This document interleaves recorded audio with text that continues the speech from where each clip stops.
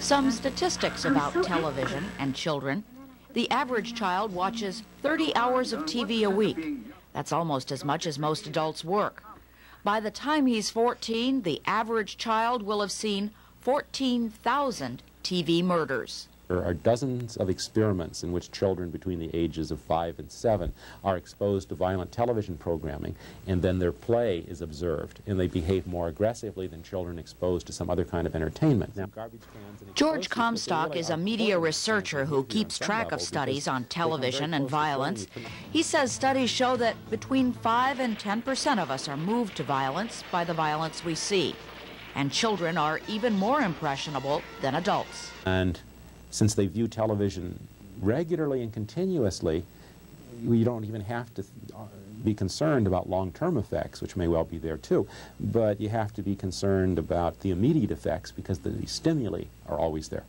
But just because television is on doesn't mean a parent has lost his chance to counter its effect. You don't have to see every program your child watches, though you should screen some of the series to make sure it reflects your values. And even if it doesn't, there's still something you can do. Some of these evening programs that the children like to watch because their friends watch them, their parents are also watching. So we say to parents, why not watch as a family, watch together. If there is something of shock value, you can always make a learning situation out of something like that too. And if you don't like the show or the violent movie, the other option is to say no to watching. Now, Sarah, who talks to parents about TV, reminds them often that they are parents, and saying no is part of the responsibility. Researcher Comstock also says that TV will be less of an influence in a home where children have a firm understanding of their parents' values. We'll talk about parents' positive role models tomorrow. Laura Hand, Channel 3 News. Every newborn is a picture of hope and great expectations, but it only takes a few years for parents to feel out of control. Television and other mass media, peer pressures at school seem to take children in a direction parents don't like. And when that direction is violent, it's also a direction parents fear. Kicking in a door is something that they'll do. Gritting their teeth, kids who take their naps while gritting their teeth. Faces really show you if you're putting too much pressure on your child. Dr. Alice Honig teaches child development at Syracuse University. Her courses are aimed at prospective teachers and future parents. Her message is that parents are much more of an influence than they realize. But the problem for most parents is making time to be with their families. Work gets in the way. Lately, it's been fashionable to talk about quality time versus quantity time. Honig says quality time works, but only if the child has a say.